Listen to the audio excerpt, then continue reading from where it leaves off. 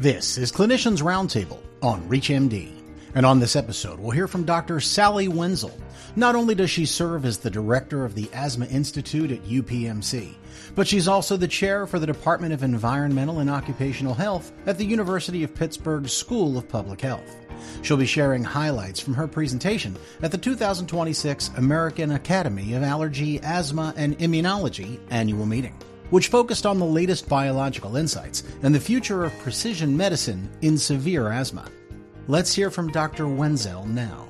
Now we have two different types of asthma. We have type 2 high asthma, which is identified by elevations in blood eosinophils, elevations in exhaled nitric oxide. Those are the two most commonly used biomarkers, compared to those who don't have elevations in those biomarkers, who we call type 2 low. But really, we don't have a biomarker to identify those people. It's just the absence of the type 2 biomarkers. I think the main evolving points are, number one, people have suggested that the vast majority of severe asthma may end up being type 2 low, that there's not as many type 2 high patients. But I think that comment or question requires a deeper dive. And certainly we know that if you measure type 2 biomarkers, blood eosinophils and exhaled nitric oxide repeatedly, many patients who were not elevated in those biomarkers will become elevated with repeated measurements. We also know that inhaled corticosteroids, and certainly oral corticosteroids, typically suppress these biomarkers. So if you have someone who is on inhaled corticosteroids, which most asthma patients are, and they should be by the time they are identified as a severe asthma patient, the biomarkers can be suppressed because of the treatment. But that doesn't mean that the entire type 2 biology that may be underlying their disease is actually gone. So I think that's a really critical point to emphasize. And then the other point to emphasize is that even when people have type 2 high asthma identified by those two biomarkers, it doesn't mean that all type 2 high asthma is the same. And you have some patients who will do incredibly well on a type 2 biologic and other people who will not do very well.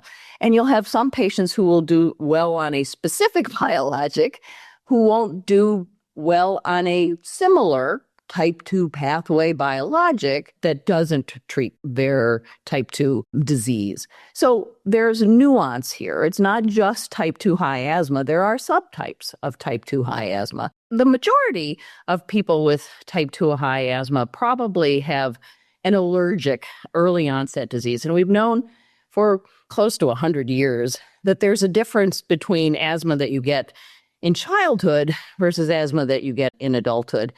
And I think many people underappreciate how many people get asthma as an adult, and that asthma as an adult seems to have a different pattern. So it's not as allergic as the childhood onset disease, typically, not always, but typically. And so asking a patient when they get their disease, when did they develop symptoms, is actually a really important aspect to understand about their disease. If they got their disease in childhood, typically they will have this allergic type of disease that can be responsive to various biologics, including omalizumab, anti-IgE, anti-TSLP or thymostromal lymphopoietin, and certainly anti-IL-4 receptor antibodies as well. All of those seem to do a pretty good job of inhibiting allergic responses. And then, of course, you've got the other side of the coin, which is the adult onset patients, often who have high levels of type 2 inflammation.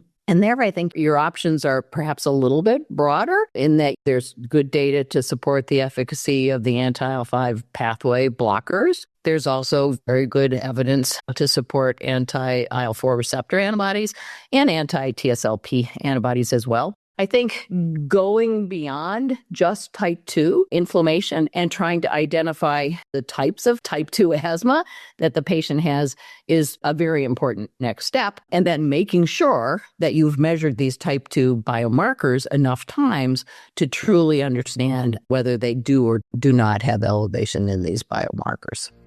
That was Dr. Sally Wenzel talking about her presentation at the 2026 American Academy of Allergy, Asthma, and Immunology Annual Meeting, and how emerging biological insights are shaping precision medicine in severe asthma.